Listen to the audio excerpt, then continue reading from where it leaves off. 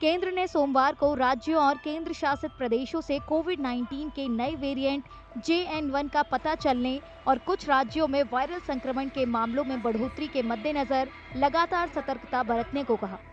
राज्यों और केंद्र शासित प्रदेशों को लिखे पत्र में केंद्रीय स्वास्थ्य सचिव सुधांशु पंत ने जोर देकर कहा कि केंद्र और राज्य सरकारों के बीच लगातार और बेहतर तालमेल की वजह से देश कोविड-19 को कम दर पर बनाए रखने में कामयाब रहा है।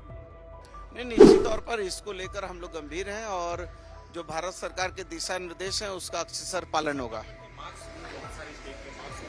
नहीं, अभी फिलहाल ऐसी परिस्थितियां नहीं है। अभी तक हमारे राज्य में एक भी ऐसी घटना नहीं घटी है, फिर भी हम इसके लिए गंभीर हैं। We are continuously having our surveillance system. The strategy is same, like it was in COVID last year. The strategy is same.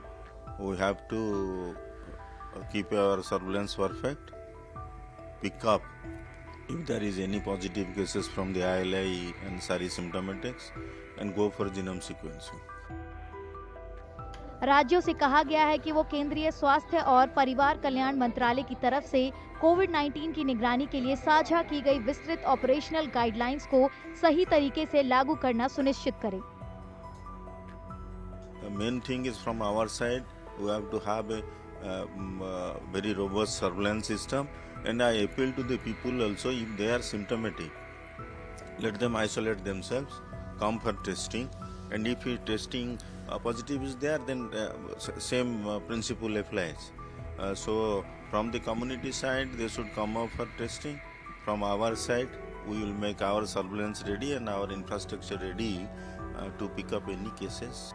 सभी स्वास्थ्य केंद्रों को इन्फ्लुएंजा जैसी बीमारियों और सांस से जुड़ी गंभीर बीमारियों के जिलावार मामलों की नियमित आधार पर निगरानी करने और रिपोर्ट करने के लिए कहा गया है। देश में कोविड-19 के नए वेरिएंट JN1 से जुड़ा पहला मामला 8 दिसंबर को केरल में सामने आया था। 69 साल की बुजुर्ग महिला से लिए गए सैंपल में ये हल्के लक्षणों के साथ पाया गया था।